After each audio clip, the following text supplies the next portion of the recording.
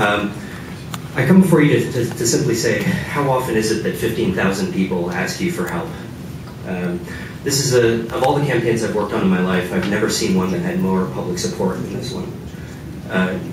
Over the summer, I talked to countless hundreds of people who literally asked for copies of the petition to take to their friends and neighbors to get signatures. And in a very, very short period of time, a tremendous number of people came together and have asked for support. And it's vitally important that this come to you and right at this time, because in the electoral area that I'm seeking to represent, there's no other avenue other than here for democratic representation. The university is a public space with an appointed board, and that board makes decisions in a way that does not necessarily have the direct accountability back to the citizens. And these 15,000 people who signed signatures are looking for help.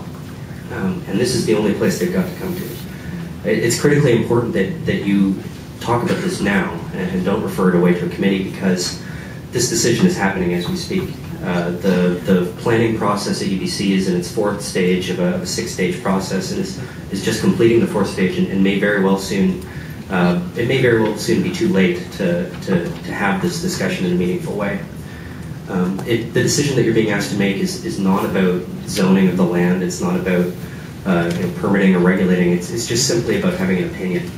And I think if this board sees fit to add their voice to the voices of the 15,000 people who've submitted signatures, and I'm sure you're all aware that you received a letter from David Suzuki this morning as well, I think you'd be in good company if you add your voice to that chorus.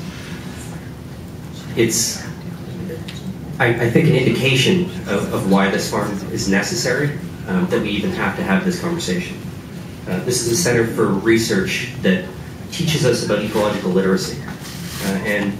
Lois, I think it was fantastic that you started this off by saying that sustainability defined the term of this current board. And what you have before you is an opportunity to support one of the most important and innovative research facilities in this region that is working on the issue of sustainability. The work that's being done teaches people young and old about their connection to the land, about the importance of food security, and about what can be done to bring about sustainability. So I really think that this should be quite an easy thing for you all to be able to support. It's really just a letter to be sent to UBC saying that you've heard the voices of 15,000 people, and you've heard the voice of David Suzuki and the countless others who have not yet signed the petition. But I can tell you, if you tell us what number of petitions need to be signed, so that you'd be convinced that this is the thing to do, we'll come back with that number of signatures, because there is so much support for this right now.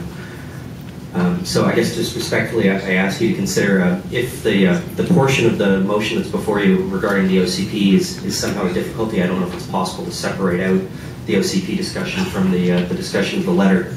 But it would really be a shame if we left this meeting today and there was not a letter coming from Metro Vancouver to UBC, because it clearly is what the people of your region want, and I think it's incumbent upon democratically elected boards to represent the views of the people.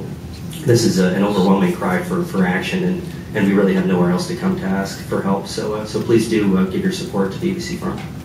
Thank you. Thank you for coming forward.